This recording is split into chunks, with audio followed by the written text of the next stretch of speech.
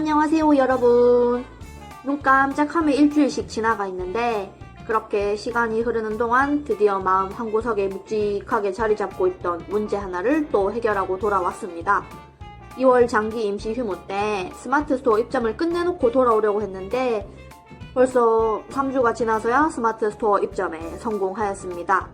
스마트 스토어 입점은 제 개인적으로 느끼기에 정말 너무 힘들었어요.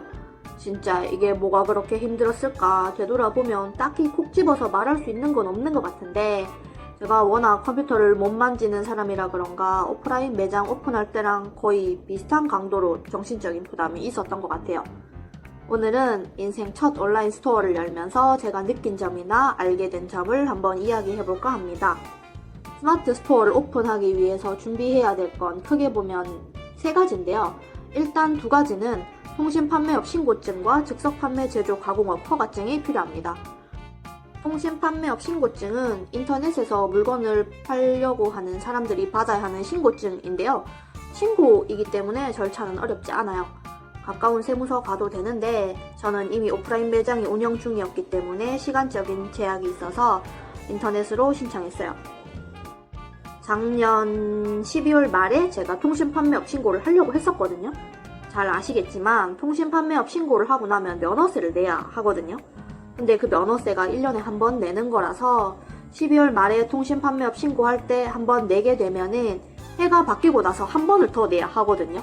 그래서 저는 그때 신청 안 하고 1월이 넘어서 신청했어요. 어차피 통신 판매업 신고증만 있다고 해서 바로 스마트 스토어 입점할 수 있는 게 아니기 때문에 그거 며칠 미뤄지는 거는 크게 의미가 없는 것 같아요. 1월이 넘어서 통신 판매업 신고를 했고 그렇게 1월이 지나가면서 2월에는 즉석 판매 제조 가공업 허가를 받았습니다. 신고랑 허가는 비슷하면서도 살짝 다른데 신고는 필요한 자료만 제출하면 되는 간단한 작업이라면 허가는 필요한 자료를 제출함과 더해서 시청이나 구청의 허가가 필요한 과정인데요. 즉석 판매 제조 가공업 허가가 제가 있는 김천에서는 김천시청 환경위생과에서 담당하고 있었기 때문에 시청 환경위생과에 방문해서 필요한 서류를 제출하고 나서 담당 공무원분의 실사가 이루어진 다음에 허가증이 나왔습니다. 위생과에 방문하기 전에 필요한 서류는 신분증, 통신 판매업 신고증, 즉석 판매 제조 가공업 위생교육 수료증, 제조 방법 설명서가 필요했는데 요거는 지자체마다 조금씩 다를 수 있으니까 방문 전에 전화로 꼭 확인해보고 방문하시는 것을 추천드립니다.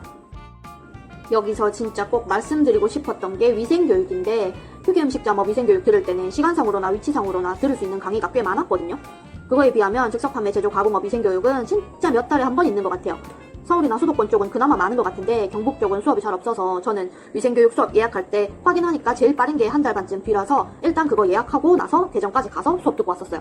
아무튼 즉석 판매 제조 가공업 위생교육 들으셔야 하는 분들은 언제 오픈이던 간에 오픈 예정이 확정이라면 일단 뒤도 돌아보지 말고 위생교육 수업부터 예약하는 걸 추천드립니다. 즉석 판매 제조 가공업 오픈할 때 또 필요한 자료 중 하나가 제조 방법 설명서인데요. 제 가게에서 생산할 수 있는 품목을 크게 카테고리 나누면은 빵, 과자, 음료인데요. 그 중에 제가 즉석 판매 제조 가공업으로 판매할 제품은 쿠키였기 때문에 과자에 대한 제조 방법 설명서를 준비해 가면 되었어요. 당시에는 잘 몰라서 가게에서 판매하고 있던 음료에 대한 제조 방법 설명서도 적어갔었는데 지금 생각해보니까 그거는 필요 없었던 것 같아요. 그리고 빵을 온라인으로 판매하려면 빵 제품에 대한 제조 방법 설명서도 필요하니까 작성하기 전에 확실한 판매 카테고리를 꼭 정해 놓아야 할 것 같습니다. 그리고 판매하고자 하는 제품에 따라서 자가 품질 검사를 시행해야 되는 경우도 있으니까 시청이나 구청에 문의해 보시면 될 것 같아요. 제조 방법 설명서는 크게 어려운 건 없고 저는 주신 양식에 따라서 작성했는데 정해진 양식이 따로 있는 거는 아닌 것 같고 업체명, 제품명, 제품군, 제조 방법을 기재하면 돼요. 제조 방법은 재료 발주, 밑작업, 제조 생산 과정, 포장 과정, 출고 판매 요렇게 5단계로 저는 작성하였습니다. 제가 작성한 내용을 간단히 설명을 드리자면 업체명, DDL, 제품명, 르뱅스모 쿠키, 제품군, 과자류 재료 발주는 버터, 설탕, 밀가루, 계란, 아몬드 등 필요한 재료를 미리 재료집에 발주 넣어서 물건을 받는다. 밑작업. 슬라이스 아몬드를 미리 로스팅해두고 버터는 녹인다. 마시멜로우는 냉동 보관하여 딱딱한 상태로 준비해둔다. 재료 생산 과정. 녹인 버터에 설탕, 소금을 넣고 잘 섞어준 뒤 가루 재료를 투입한다. 덩어리 없이 잘 섞이면 로스팅한 아몬드를 넣고 섞어주면 반죽이 완성된다. 분할 후 마시멜로우 넣어주고 170도에서 15분 구워준다. 포장 과정은 완벽하게 식은 쿠키를 밀봉 포장한다. 출고 판매는 출고 후 이틀 내에 판매를 완료한다. 저는 이렇게 적었었는데요. 모든 과정은 간단히 적어도 문제가 없고 제 생각에는 저 양식대로 적기 편한 제품을 골라서 적으면 될 것 같아요. 예를 들어서 밑작업이 필요 없는 제품들이나 생산 과정이 너무 간단해서 두 줄 이상 적기 힘든 제품들 말고 어느 정도 밑작업도 필요하고 생산 과정이 두세 단계로 나뉜 제품을 선택하면은 어렵지 않은 선에서 적을 수 있을 것 같은데 저는 3가지 정도 골라서 적어봤습니다. 그렇게 통신 판매업 신고와 즉석 판매 제조 가공업 허가가 끝나면 필요한 게 하나가 더 있는데요. 이거는 개개인이 느끼는 거에 따라 다르겠지만 준비 과정에서 필요하면 더 좋다고 느낀 게 바로 택배회사 계약인데요. 몇 년 전까지만 해도 소량은 직접 우체국이나 편의점 방문해서 택배 보냈다고 하던데 요즘은 웬만하면 한 건도 택배 기사님이 직접 오셔서 픽업해 가시더라고요. 평소에 택배를 시키면 물건 도착하기 전이나 물건 도착한 후에 택배 기사님들께 개인 휴대폰으로 직접 연락이 오잖아요. 그분들이 그 구역 담당 기사님들이기 때문에 저에게 물건을 가져다 주시는 기사님이 제가 물건을 보낼 때 수거해 가시는 기사님이거든요. 그래서 그분들께 전화를 걸어서 택배 계약하고 싶은데 비용이 얼마냐 여쭤보고 여러 곳을 비교해서 한 곳을 선택하시면 됩니다. 택배 회사랑 계약을 하고 나면은 최종적으로 가게 코드 번호가 나오는데 이 코드 번호가 나오기까지 거의 2주 정도 걸리더라고요. 코드 번호가 없어도 그때그때 기사님이 택배 수거해 가실 수 있으니까 크게 문제는 없지만 당연히 시작할 때부터 택배 코드를 등록해 놓고 진행을 하면은 한 번이라도 좀 더 수월하게 일할 수 있는 것 같아요. 택배 회사와의 계약은 절대 필수가 아니기 때문에 참고만 하시면 될 것 같습니다. 스마트 스토어 입점을 완료한 게 밤 11시 넘어서였거든요. 검색도 해보고 좀 둘러보고 했는데 완전 저세상 노출이더라고요. 그래서 와 이거는 아이디어스 입점 안 하면 안 되겠다. 노출 보니까 스마트 스토어에서 큰 기대하긴 힘들겠다 싶었는데 다행히 유튜브 통해서 주문 주신 분들이 계시고 감사하게도 리뷰까지 남겨주시면서 노출 상황이 좀 나아지더라고요. 그래서 아이디어스 입점은 좀 더 생각해 봐야 할 것 같아요. 아이디어스는 또 완전 저세상 수수료라서 이게 내가 이 수수료를 지속적으로 감당할 수 있을까 싶더라고요. 아이디어스는 타 판매처와 동일한 가격으로 판매해야 한다는 입점 조항이 있는데 지금 마진도 크게 높게 설정해 놓은 편은 아니라서 여기서 어느 정도 마진을 더 포기하면서까지 굳이 아이디어스에 입점을 해야 할까? 스마트 스토어에 집중해도 되지 않을까 싶더라고요.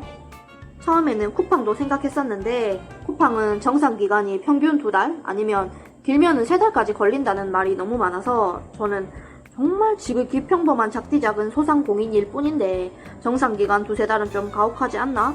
당장 판매는 포기하고 홍보용으로만 이용한다면 쿠팡도 나쁠 것 같지는 않은데 쿠팡도 고민을 좀 더 해봐야 할 것 같아요. 스마트 스토어는 시작한 지 이제 일주일밖에 지나지 않았지만 그래도 창업 전에 그리고 있던 계획들을 거의 다 완성해 가는 것 같아서 참 다행인 것 같아요. 최근에 든 생각인데 나는 왜 오픈한 지 6개월이 지났는데도 자리 잡기는커녕 계속 힘들고 계속 바쁘지? 장사가 안 돼서 힘든 게 아니라 아직도 계속해서 오픈 준비만 하고 있는 느낌이 강하게 들었거든요. 지금 생각해보니 오프라인 매장 준비 실컷 해놓고 오프라인 매장 자리 잡을 때쯤에는 배민 시작해야겠다 해서 배민 준비한다고 필요 서류 준비하고 등록하고 그런다고 바쁘다가 배민 좀 정리될 때쯤 되니까 택배 시작해야겠다 이러면서 또 서류 준비하고 필요한 것들 세팅하고 이러니까 힘들었던 것 같아요. 그러면서 사이사이에 단체 주문 들어오거나 이벤트 있으면 그건 그 나름대로 처리해야 되고 그래서 힘들었구나 싶습니다. 제가 만약 DDL을 접고 언젠간 다시 창업을 하게 된다면 그때는 홀매장, 배민매장, 스마트 스토어를 최대한 한꺼번에 준비해서 빨리 끝낼 것 같아요.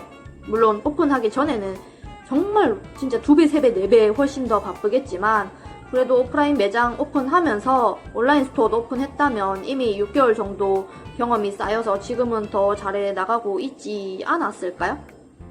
이것들을 전부 따로 시작해버리니까 아직도 오픈 준비 중인 느낌을 떨쳐버릴 수가 없었나봐요. 그래도 이제는 진짜 끝입니다. 제가 창업 전에 그리고 있던 그림이 어느 정도 완성되었으니 이제는 정말로 저만 열심히 하면 됩니다. 어쨌든 힘들어도 포기는 없습니다.